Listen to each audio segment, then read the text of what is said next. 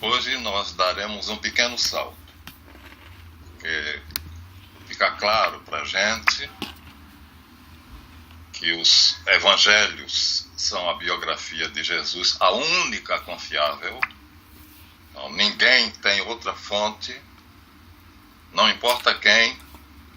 Paulo chega a dizer numa das cartas dele: se até um anjo do céu vos anunciar um evangelho diferente do que eu preguei, seja maldito. Se até eu mesmo voltar aí a ter convosco e pregar um evangelho diferente do que eu vos preguei, seja eu maldito. Isso aqui é ter certeza, né? Isso aqui é ter certeza. Então, é muito importante para nós os chamados evangelhos canônicos, que a gente, no Mosteiro de São Bento, chamam evangelho quadriforme. É um só, em 4 visões diferentes. Até o batismo, eles seguem mais ou menos o mesmo padrão, e o Evangelho de João, o 4º Evangelho, também é um pouco biográfico.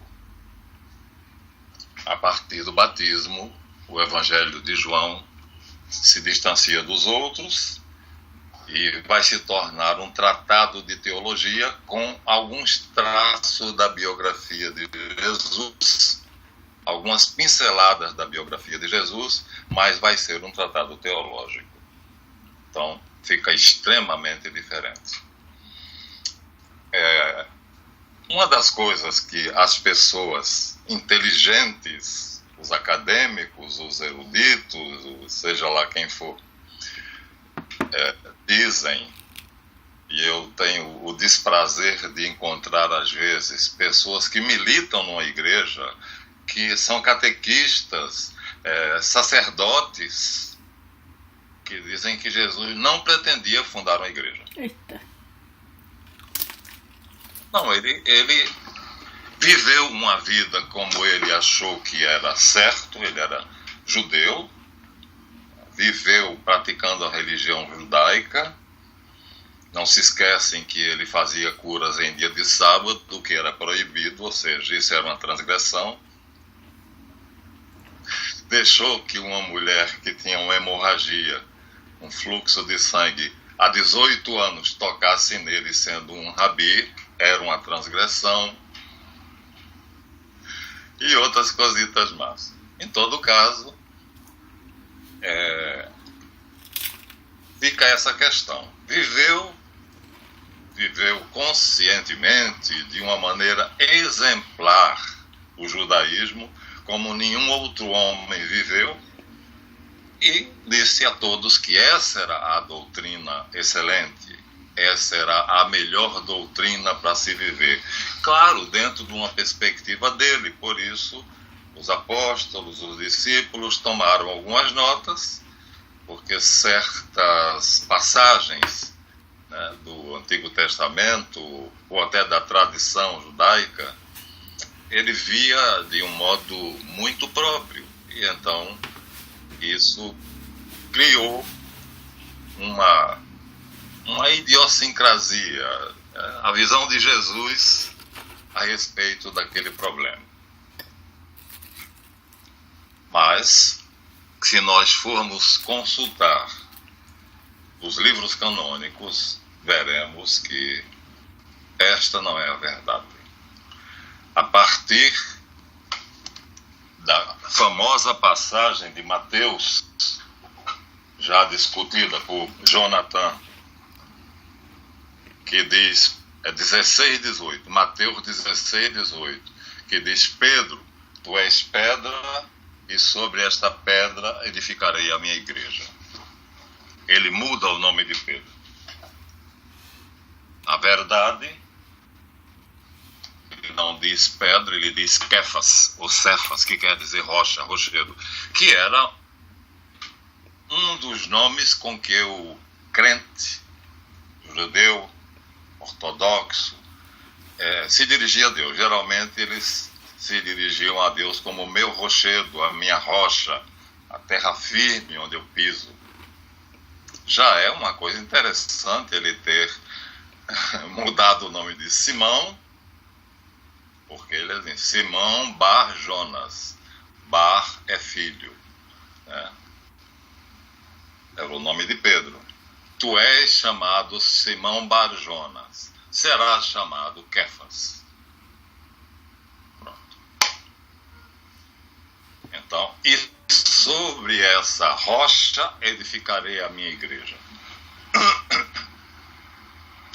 Essa é a passagem que deixa claro. Aí vão agora tentar dizer que ela em Mateus. Então, era em aramaico. Nós sabemos que o Evangelho de Mateus foi escrito em aramaico. Depois, com o tempo, as comunidades, como o grego era a língua predominante, então passaram do aramaico para o grego, e mais depois, ainda lá pelo ano 200 e pouco, passaram para o latim. Ficou a versão grega e a versão latina. A versão grega considerada a original e a versão latina a versão oficial da igreja, chamada Vulgata Clementina. Contra esses argumentos de que Jesus não quis fundar uma igreja, temos, por exemplo, o final do Evangelho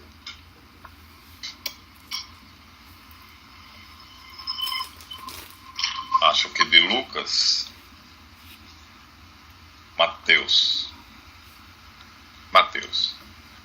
Diz assim, Mateus 28:16, é lá no finalzinho, porque Mateus só tem 28 capítulos mesmo. Os 11 discípulos dirigiram-se a Galiléia, ao monte que Jesus lhes havia indicado. Foi marcado um encontro por ele. Quando o viram, adoraram-no. Alguns, porém, duvidaram.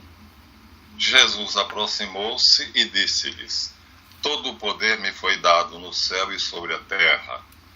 Ide, portanto, e ensinai a todas as nações, batizando-as em nome do Pai e do Filho e do Espírito Santo, e ensinando-as a observar todos os mandamentos que vos dei, e estarei convosco todos os dias até a consumação dos séculos.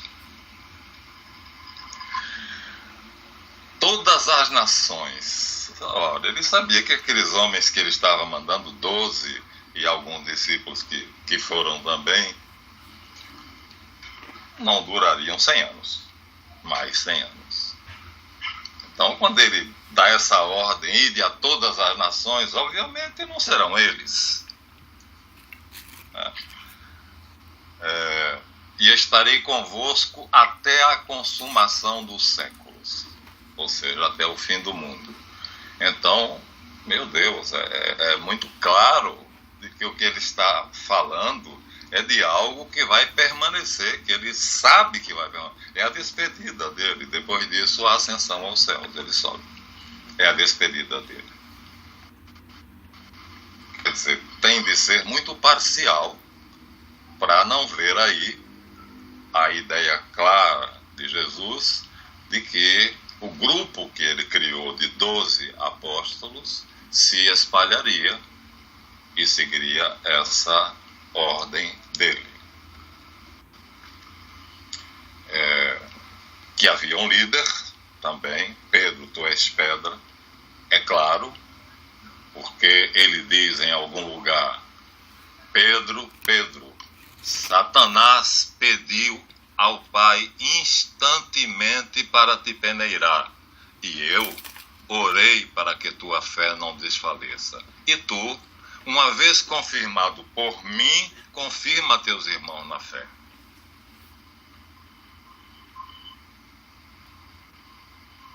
Por que que Satanás pediu apenas Pedro? Porque é que ele orou por Pedro, e o que eu fiz por você, faça pelos outros. É o vigário de Cristo mesmo, né? O Pedro, o Papa, passa a ser aquele que age em nome de Jesus Cristo. Mais adiante, sabendo ele que Pedro trazia dentro do coração uma tristeza muito grande por ter negado Jesus 3 vezes, enquanto estavam preparando para a crucificação, uma vez, quando ele já estava crucificado e quando ele estava morrendo na cruz, reconheceram Pedro e disseram: esse estava com aquele homem que está sendo crucificado. E Pedro disse: eu nunca o conheci, não conheço esse homem, não o vi, não sei quem é. Jesus tinha predito isso. Mas ele, sabendo que havia ficado assim, muito triste, o coração de Pedro, porque amava Jesus de verdade, foi uma fraqueza natural diante da morte, da tortura, do sofrimento, ele, junto com todos os discípulos e apóstolos, ele pergunta: Simão Bar-Jonas, tu me amas? Sim, Senhor, eu te amo. Ele pergunta de novo: Simão, filho de João, tu me amas mais do que estes? E Pedro responde, nem resposta, diz: sim, Senhor, tu sabes que eu te amo. E Jesus vai uma terceira vez, porque tinham sido 3 negações, e diz: Simão, filho de Jonas, tu me amas mais do que todos? E ele diz: Senhor, tu sabes tudo, tu sabes como eu te amo. Aí ele diz: apacenta os meus cordeiros, apacenta as minhas ovelhas.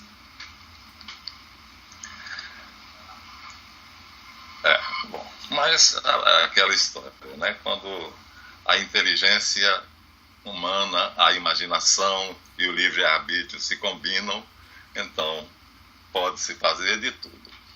Contudo, existe um fato, um evento na nossa Igreja Católica Apostólica Romana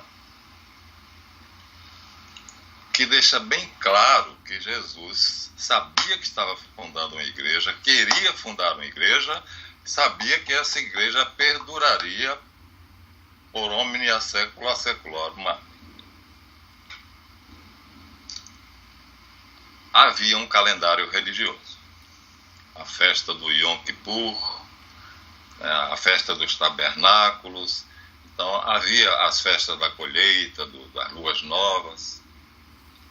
A doutrina judaica até teve uma aluna tão interessada em cabala cristã, mas nós começamos a conversar por e-mail, mas quando ela me perguntou e sobre as festas judaicas, qual era o meu programa, o programa do meu curso, eu disse: não, eu não dou curso de festa de cultura judaica, o meu curso é sobre cabala cristã. Aí ela desistiu. Você quer um curso sobre cultura judaica, então procure um curso, porque cabala cristã não supõe costumes judaicos. Isso são os rabinos que colocam para cooptar, para tornar o judaísmo simpático, o marketing. Achei uma pena porque ela já tinha sido iniciada. Então havia o calendário das festas. Esse calendário, devido ao cisma, Salomão deixou a rainha de Sabá fazer um bacanal no átrio do templo de Javé. Não só deixou, como participou, porque o culto à deusa Axera era um bacanal, e ela convenceu ele de que cada um tinha um par, e o par digno da rainha de Sabá era o rei Salomão. Então ele participou também. Por causa disso ele foi punido. E 10 tribos se recusaram a obedecê-lo e 2 apenas ficaram fiéis a ele. As 2 que ficaram fiéis foi Benjamim e Judá. E as outras são aquele monte de nomes: Ruben, Isacar, Zabulon e tal. Então o reino do norte congregou essas 10 tribos separatistas e o reino do sul congregou as 2 tribos fiéis. do norte assumiu o nome de Israel e o do sul assumiu o nome de Judá. O rei Davi era da tribo de Judá, portanto, Deus prometeu que um descendente dele sempre reinaria sobre a tribo de Judá, e até aí Deus manteve a promessa. Depois, cada vez se corromperam mais, se distanciaram mais, e Deus também se desobrigou da promessa. Logo, logo, os sacerdotes que ficaram na tribo do norte, nas tribos do norte, começaram a discordar de interpretações, liturgias, costumes. Nada fundamental. E uma dessas discordâncias ficou sendo a Páscoa judaica, que era comemorada em determinado dia, que eu não saberia hoje qual era esse dia, mas era um dia, e passou a ser comemorada no Reino do Norte em um dia e no Reino de Judá em outro dia. Os essênios, que era aquele grupo de pessoas piedosas, a maioria sacerdotes, adotaram uma das duas datas e Jesus guiou-se pela data deles. Então, naquele ano em que Jesus foi crucificado, no ano 33 DC, pelo calendário essênio, a Páscoa caía numa quinta-feira à noite. E pela Páscoa judaica, caía num sábado de noite. Era bem distante. Por isso, os acontecimentos da paixão de Jesus Cristo começam na quinta-feira. Quinta-feira da paixão, sexta-feira da paixão. Jesus manda os apóstolos até a casa de um discípulo dele, que é o pai do evangelista Marcos, e pede que ele prepare uma ceia para 200 pessoas. O cara tinha bala na agulha. Espaço, começa pelo espaço, né? Um espaço que abrigasse 200 pessoas e comida para 200 pessoas, e comida específica, cordeiro assado com pães ázimos e ervas amargas. Assim foi feito. O pai de João Marcos assim fez, e ele celebrou esse fato que para nós cristãos é o centro da nossa vida de oração, da nossa vida religiosa, que Mateus diz assim: ainda durante a ceia, tomou Jesus o pão, abençoou, partiu e deu a seus discípulos, dizendo: tomai e comei, isto é o meu corpo. Segurou o cálice, deu graças e entregou-lhes, dizendo: bebei dele todos, porque este é o meu sangue, sangue da aliança que vai ser derramado por muitos para a remissão dos pecados. Aqui está a doutrina da redenção. O sangue dele para cobrir nossos pecados. Digo-vos, porém, que não mais beberei do fruto da videira, até o dia em que eu beberei convosco no reino do céu. Marcos não foge muito do modelo, diz: enquanto comiam, tomou Jesus o pão, abençoou, partiu e entregou-lhes, dizendo: tomai, isto é o meu corpo. Segurando o cálice, deu graças e entregou-lhes. Todos beberam dele. Disse-lhes: isto é o meu sangue, sangue da aliança que será derramado por muitos. Em verdade, vos digo que não mais beberei do fruto da videira, até aquele dia em que eu beberei novamente no reino de Deus. Lucas.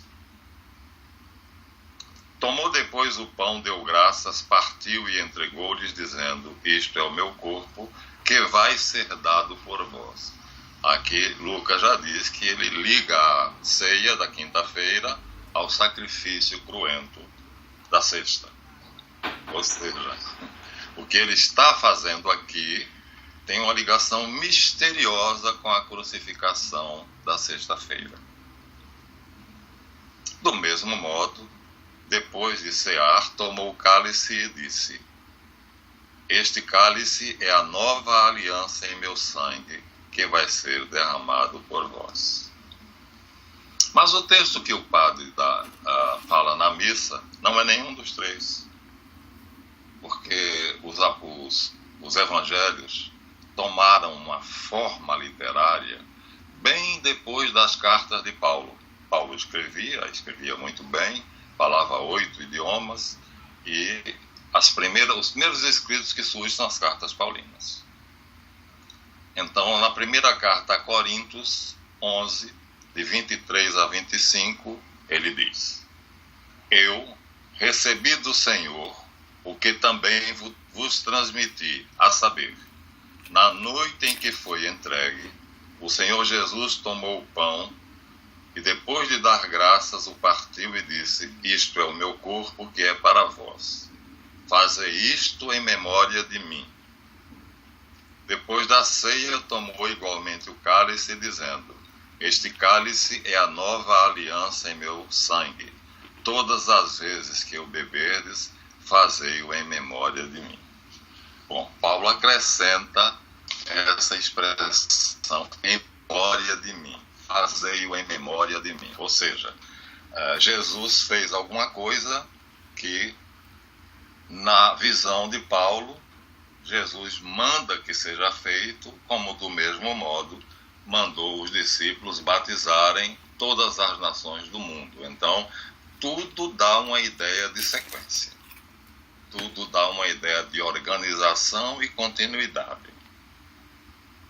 Bom, não sabemos se Paulo escreveu o original dessa carta em romano ou em grego. Ele dominava bem, ele dominava o hebraico, ele era fariseu, dominava o grego e dominava o latim. Então, sabemos que o original, o Novo Testamento todo, é em grego.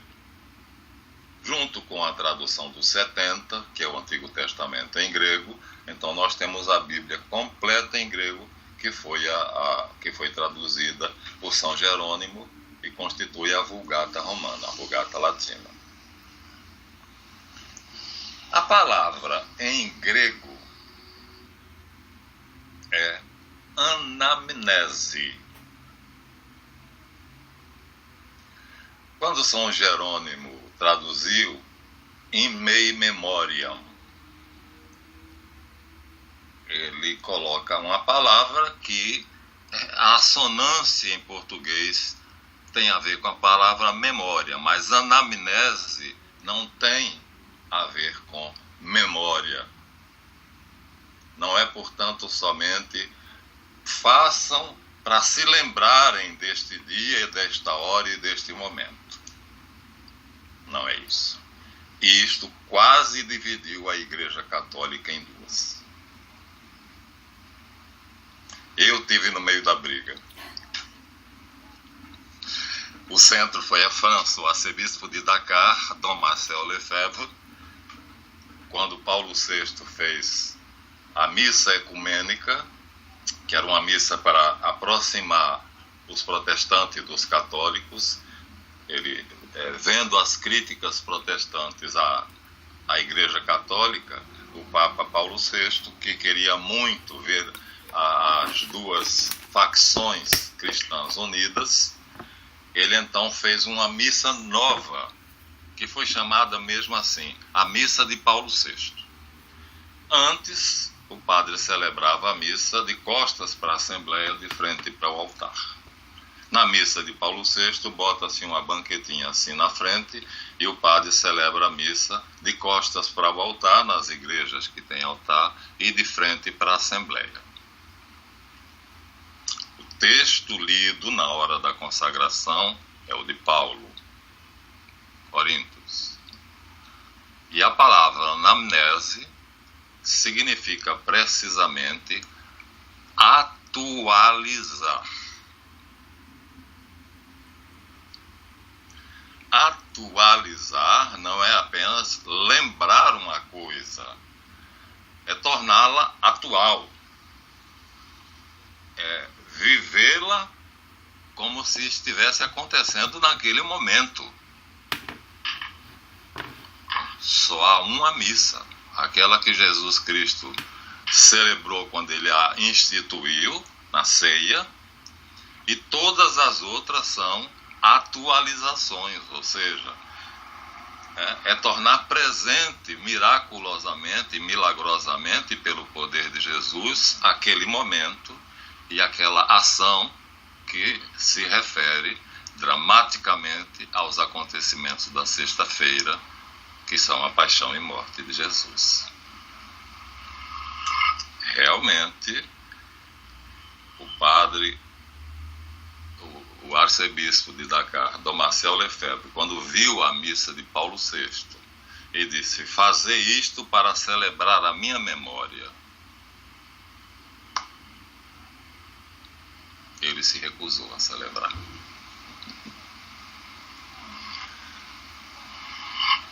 A luta durou uns 8 anos. João Paulo II excomungou ele, porque disse que ele se tornou chefe de um movimento que reuniu vários bispos, muitos padres no mundo todo, que percebiam que o que estava acontecendo ali era muito grave. Uma coisa é eu me lembrar de você, outra coisa é eu estar aqui de novo com você na quinta-feira, atualizando esse momento. Não é nem de longe a mesma coisa. Então, Dom Marcel tinha razão.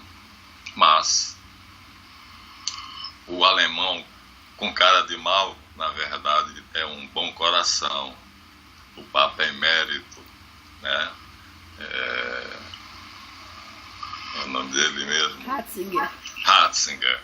Tem um coração muito bom, porque ele não descansou enquanto não reconciliou o arcebispo de Dakar, Dom Marcel Lefebvre, com João Paulo II e levantou a bula de excomunhão, anulou.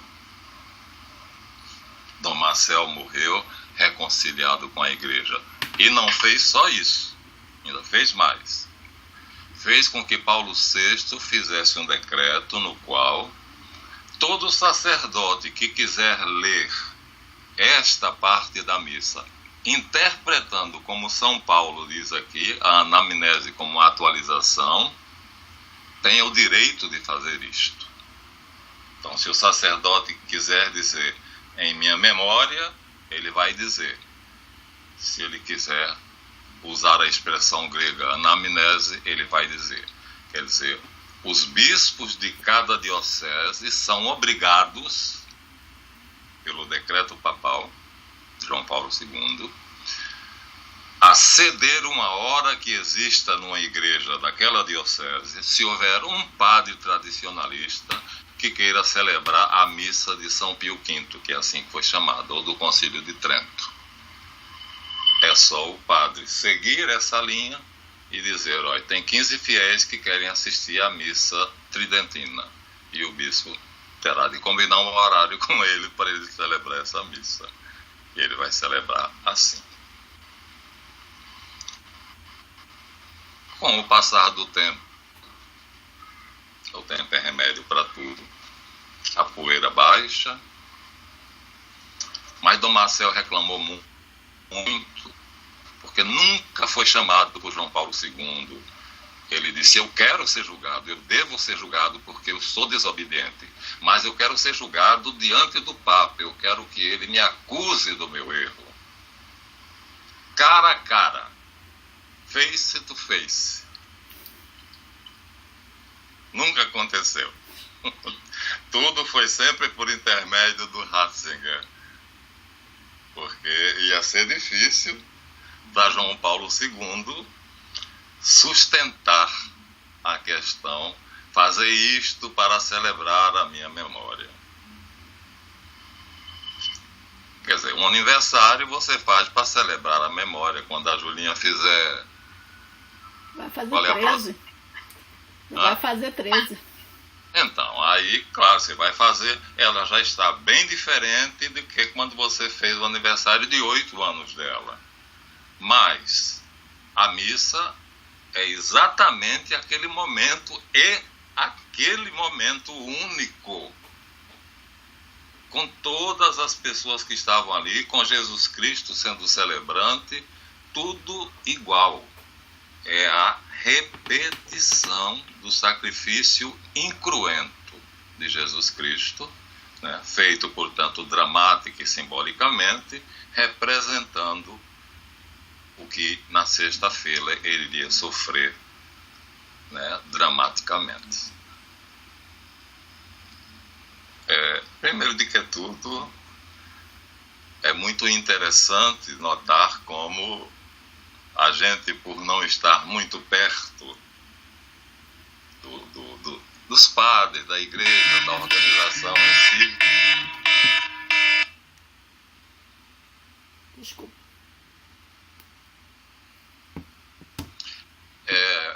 Não interfere. Então, eu, pelo contrário, né, me pediram gentilmente que eu me afastasse da igreja. Veio um bispo de São Paulo para o Rio de Janeiro, né? Foi na época de João Paulo II, o arcebispo de São Paulo, que fez muita coisa boa, inclusive editou 8 livros da origem do cristianismo, livros excelentes para nós estudiosos. Dom Evaristo Arnes. E naquela época havia um auxiliar dele que ele não tolerava. E Dom Evaristo Arnes passava por ser um bispo bastante flexível. Mas ele pediu para tirarem da diocese dele o mais depressa possível Dom Mauro Morelli. Os amigos de Dom Mauro dividiram a diocese de Petrópolis, que incluía Caxias e São João de Meriti, e deram essas 2 dioceses a Dom Mauro Morelli. E ele veio para cá, e por 2 vezes eu o ajudei a celebrar missa, e tivemos várias conversas. No aniversário sacerdotal de 25 anos de sacerdócio do padre Roberto, que era o vigário, ele veio nos honrar com a visita dele, e o padre preparou um laudo banquete, uma ceia gostosíssima. Mas, por exemplo, Dom Mauro está de acordo com isso aí. Ele não é uma pessoa que vai se incomodar com esses detalhes. A igreja tem de continuar. Por exemplo, jamais ele concordaria com a ideia de Ratzinger, Bento XVI, de que aquele católico que não está na igreja todo domingo assistindo missa, comungando e tal, então ele não é católico, iria diminuir demais a quantidade de católicos. Porque a maioria vai para a igreja no casamento, no batizado, numa missa, depois volta para casa e pronto. Poucos são engajados. Eu era engajado, eu comandava a juventude católica na Santa Teresinha. Uma parte de homens e uma parte de mulheres. Depois achei melhor dividir com outro professor, que era ex-padre, Edmundo, deixando as mulheres com ele e ficando só com os rapazes. 15 rapazes. Juventude Mariana.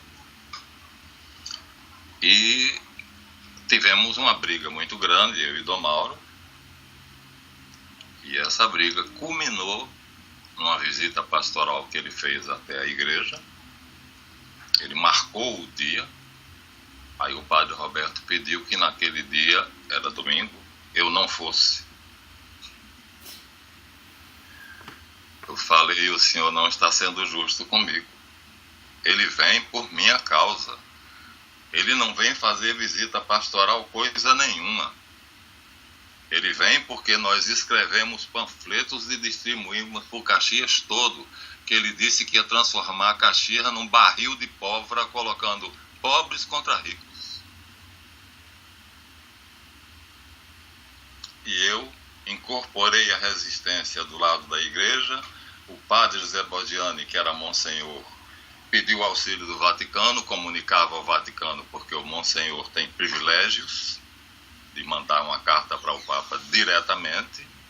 E aqui o doutor Paulo Alexandre Elias, que era o chefe da maçonaria de Duque de Caxias, né? Então nós três fizemos a resistência e conseguimos mandar ele para fora do estado. Ele foi para Minas Gerais. Mas era interessante, porque, por exemplo, era costume, ainda em Aparecida, você vê quando se assiste à missa de Aparecida, o padre pega o texto de Aparecida. Ele pega um montezinho assim de papel e sai lendo as intenções, na intenção do aniversário de fulana, na intenção do da missa de sétimo dia de Beltrano e tal. Ele viu essa opção de papelzinho, eu aqui do lado, preparado para ajudar ele. O que são esses papeizinhos? Eu falei, venerável padre, esses papeizinhos são as intenções pela missa de sétimo dia, geralmente de um mês, e até de um ano, dos falecidos, pela alma deles. E quem me prova que alguém tem alma?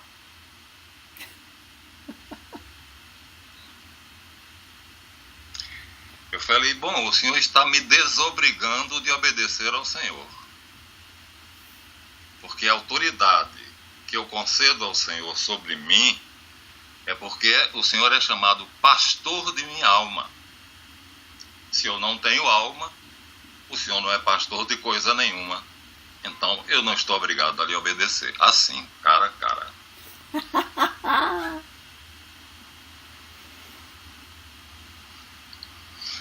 Foi terrível. Aí, nessa reunião, ele aproveitou e me pediu para deixar o movimento mariano e ficar mais escondido na igreja, né? Deixei a igreja e vim para outra. Fui para assistir a missa em outra igreja. Mas, assim, é muito comum ver os padres errarem. É muito comum ver as catequistas errarem. E eu tenho uma aluna, minha irmã Marlete, que amanhã, agora lá tem horário diferente, então eu estarei aqui às 18 horas, ela lá às 17, né? Fazendo uma aula semelhante. E ela era chefe das catequistas, você imagina. Então ela obedecia ao vigário episcopal, ao auxiliar do bispo de Aracaju, que era progressista, e que, entre outras coisas, quando ela começou a conversar comigo, nós descobrimos o Skype e começamos a conversar. E ela disse para mim que a gente precisava conhecer muito bem o Decálogo, que os 10 mandamentos estão no livro do Deuteronômio e estão no livro do Êxodo. São duas versões um pouquinho diferentes. E ali ela disse, segundo o padre fulano de tal, e disse o nome do padre, que era professor de teologia na faculdade dela, lá em Aracaju, na faculdade teológica, que o bispo é o reitor, que a plenitude da revelação está na teofania do Sinai. Ou seja, o Novo Testamento é apenas, como ele disse, um midrash, comentário. Eu olhei para ela e eu falei, eu não acredito que você está ensinando isso. Ela disse, eu e as minhas 27 catequistas. Minha irmã, a coisa é grave. você está comprometendo a sua alma, e eu gostaria... Foi aí que nós começamos a ter a nossa alma. Eu não posso deixar você fazer isso.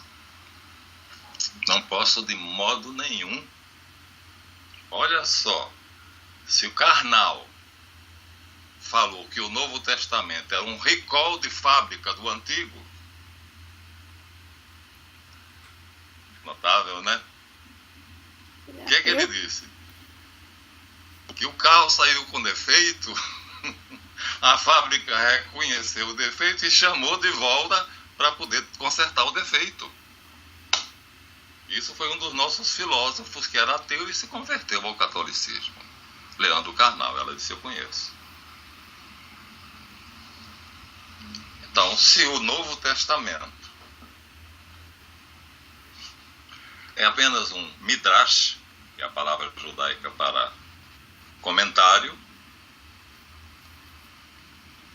então eu devo continuar no Antigo. Se eu quiser saber dos comentaristas, se me interessarem as opiniões dos comentaristas, mas, por exemplo, no Antigo Testamento não existe a doutrina da Trindade. Não existe nenhum lugar do Antigo Testamento que diga que no céu existe um Deus uno, que é Pai, que é Filho, que é Espírito Santo. Isso nos foi revelado por Jesus Cristo. No Antigo Testamento não existe nenhum lugar que diga que Deus é tão apaixonado pela humanidade que tudo que ele ia sofrer, Jesus Cristo, foi combinado entre ele e o Pai no céu, antes do Pai ungí-lo e mandá-lo em missão para a terra. Quer dizer, ele teve uma vida pré-terrestre. Finalmente, no Antigo Testamento se diz o tempo todo que o Messias virá, que se espere o Messias, porque ele vai explicar todas as coisas e tirar todas as dúvidas e revelar novas. E o Novo Testamento diz, eu estou aqui para tirar as dúvidas de vocês.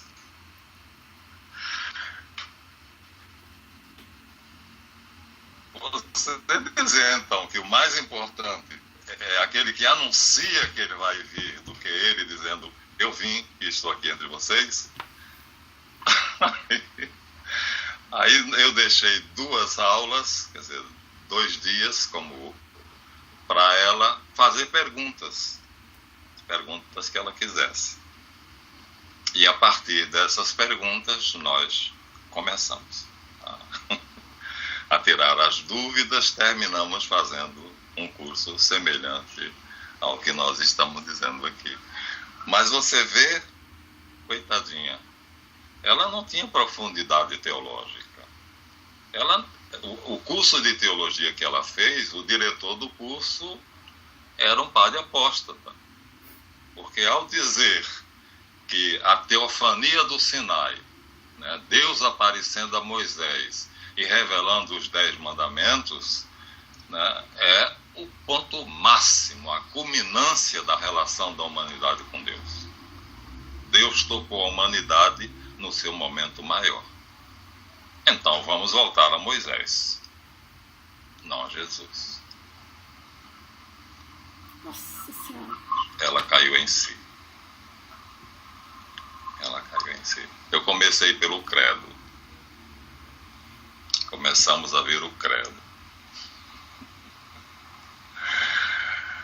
Você sabia que nós temos uma regra de fé que foi deixada pelos apóstolos de Jesus Cristo?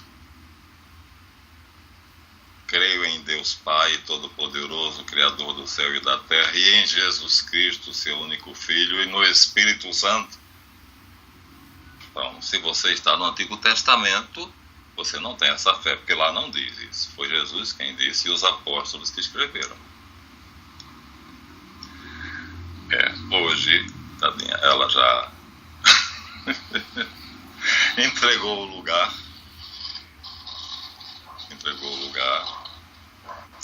E o padre que substituiu aquele que era o professor dela, que é um padre mais velho, mais experiente.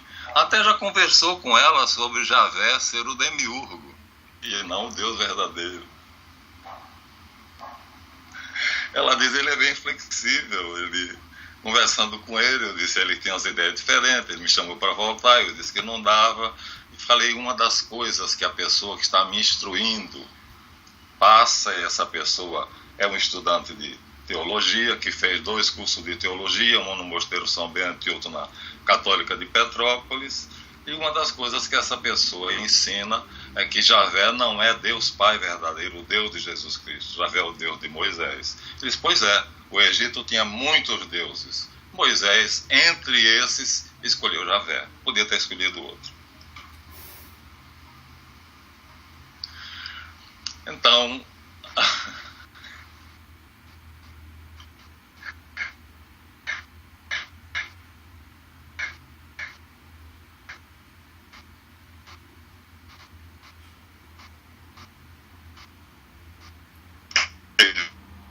A conexão tá ruim.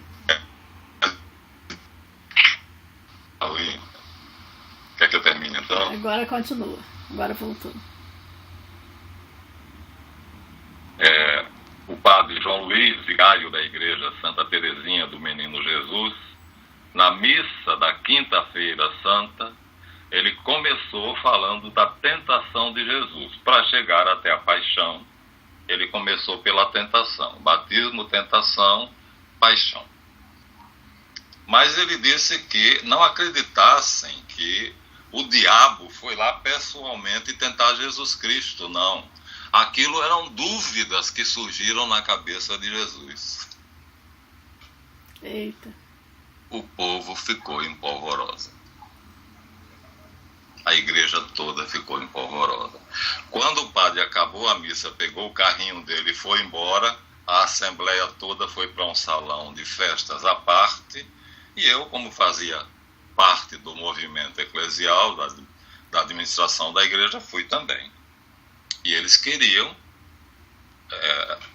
expulsar o padre, que o padre não voltasse a celebrar a missa na igreja de São Pedro, porque então, se é Jesus que pensou naquelas coisas, então a cabeça dele tinha maus pensamentos.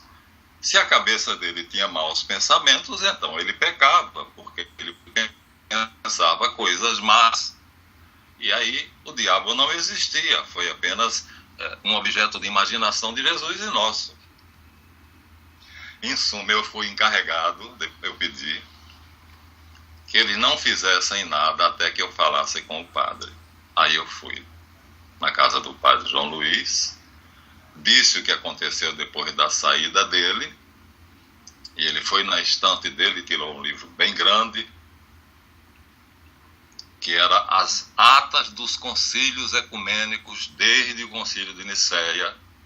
Aí ele pegou passou a batina assim na poeira do livro, que mostrava que ele não abria o livro há muito tempo. Aí quando abriu, ele disse, a existência do diabo é dogma de fé. Eu falei, sim senhor. Eu não sabia. Que pena que o senhor não sabia, mas todo mundo na igreja sabe. E estão querendo que o senhor desdiga o que o senhor disse. Aí ele disse assim, vamos fazer uma coisa flexível. O senhor vai no domingo, que é o padre Aurélio e não eu que celebra a missa, e pede desculpas à Assembleia por mim. Eu não vou mais repetir isto, nunca mais. De fato, eu não lembrava que um concílio ecumênico declarou a existência do diabo regra de fé, e quem negar seja anátema, excomungado. Eu falei assim. Então, fica difícil, né? Você está perto demais das pessoas que ensinam na igreja por causa dessas coisas e outras cositas más. Então, imagine eu chegar ainda junto com o padre João Luiz, ele tinha um auxiliar, padre Aurélio, que era bem gordinho. E um dia o padre Aurélio veio com a estola, que é aquela tira que ele bota, Sim. bonita, verde, com os 4 animais, a águia, o leão, o anjo e o touro alados. Eu falei, que bela oportunidade de explicar isso. Então, enquanto ele estava se trocando na sacristia, eu aproveitei e comecei a explicar ao pessoal que o padre vinha hoje vestido com uma estola que trazia tais e tais e tais animais, que esses animais, aí contei a história toda, de modo que quando ele entrou, chegou no altar, ele ouviu o resto da história. Ele celebrou a missa, e a missa era irradiada. Nessa época nós tínhamos um serviço de microfonia que irradiava para o bairro a missa toda. Ele chegou e disse assim, isto não é para eles saberem, é só para a gente. Eita.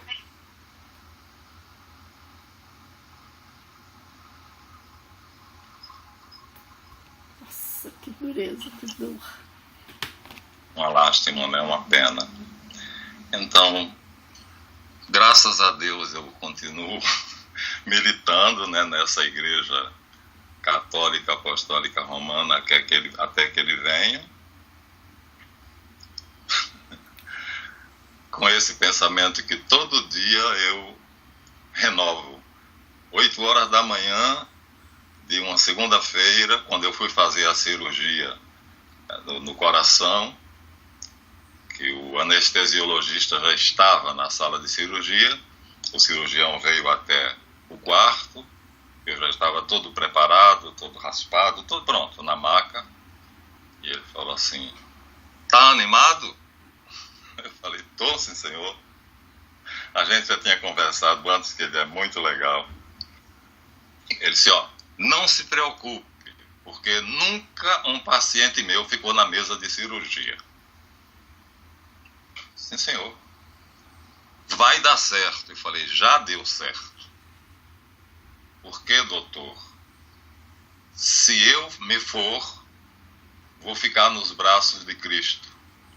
E se eu ficar, vou ficar em companhia dos meus amigos. Todos os dois são uma excelente opção. Aí ele disse assim, você não tem jeito. Foi, não. Cada dia eu me lembro desse momento privilegiado em que eu fui assim tão tranquilo. Realmente, sabe, que ele ficou pasmo, o cirurgião ficou pasmo. Eu nunca vi um paciente que vai fazer botar 3 pontos safena em uma mamária tão calmo quanto você. Não é? Mas não é verdade? Verdade. Então, abrimos esse parênteses para falar na missa. Mais tarde, nós vamos continuar dando sequência aos evangelistas e vamos chegar nessa parte muito depois, né? Porque a paixão vai ser muito depois. Nós ainda estamos logo depois do batismo de João. Mas eu quis adiantar isso, primeiro porque está preso indelevelmente a palavra igreja, a continuação, ao fato de que Jesus não trouxe só uma doutrina, só um modo de vida, um exemplo de vida de um homem, de uma seta, não. Ele realmente quis fundar uma congregação que se espalhasse por toda a terra.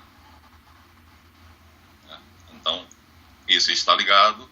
Para você também, quando for à missa, você tomar cuidado quando o padre disser isto, ele vai dizer isto, né? Fazer isto para celebrar a minha memória, para se lembrarem de mim. Você vai dizer no seu coração, não, ele está aí repetindo a Santa Ceia. Ele emprestou o corpo a Jesus Cristo e Jesus Cristo está como ser incorporado nele, fazendo o que fez na quinta-feira da paixão. Por isso a missa é sagrada. Presença real de Jesus Cristo no nosso meio, o nosso encontro com ele. E para mostrar como é que nos bastidores da igreja as coisas são terríveis, né? Como uma amiga minha fala, só Jesus na causa para a igreja continuar mesmo, filho, porque só Jesus para sustentar mesmo. Teve um judeu famoso, ele fundou uma sociedade, ele ficou muito rico, Ele era dono de navios mercantes, esqueci o nome dele agora, e se converteu ao catolicismo.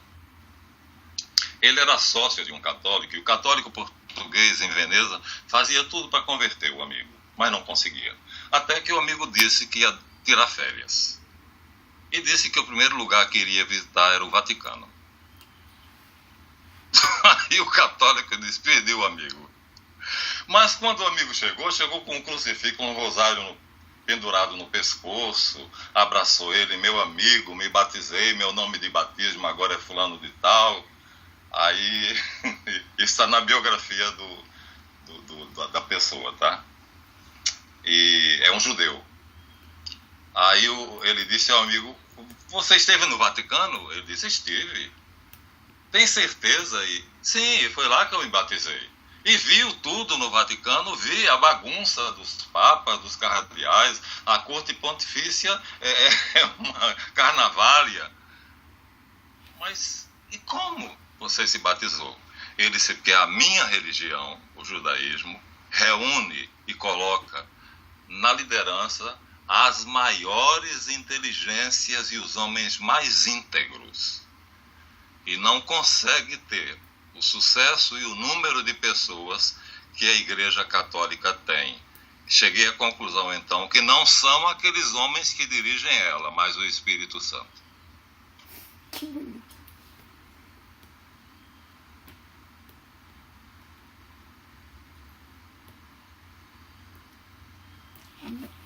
Maravilha.